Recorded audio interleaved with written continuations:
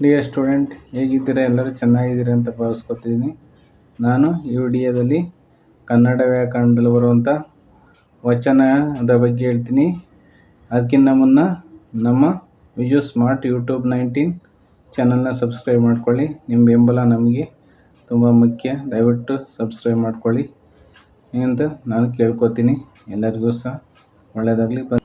ವಚನಗಳು ಅಂದರೆ ನಂಬರ್ಸ್ ಅಂತ ಕರೀತಾರೆ ಇಂಗ್ಲೀಷಲ್ಲಿ. ವಚನಗಳು ಅಂದರೆ ಅದರ ಅರ್ಥ ಅಂತ ತಿಳ್ಕೊಳ್ಳೋಣ. ವಚನ ಎಂದರೆ ಸಂಖ್ಯೆ ಎಂದು ಅರ್ಥ.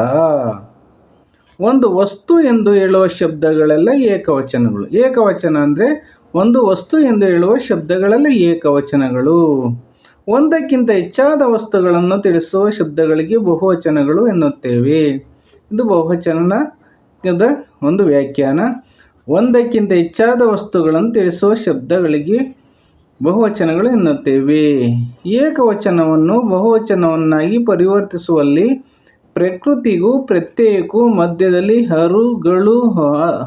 ಹರುಗಳು, ಹಂದಿರುಗಳು, ಇರು, ವಿರು, ಅವು, ಕಳು, ವರು ಮುಂತಾದವುಗಳು ಆಗಮವಾಗುತ್ತವೆ. ಏಕವಚನ ನೋಡೋಣ.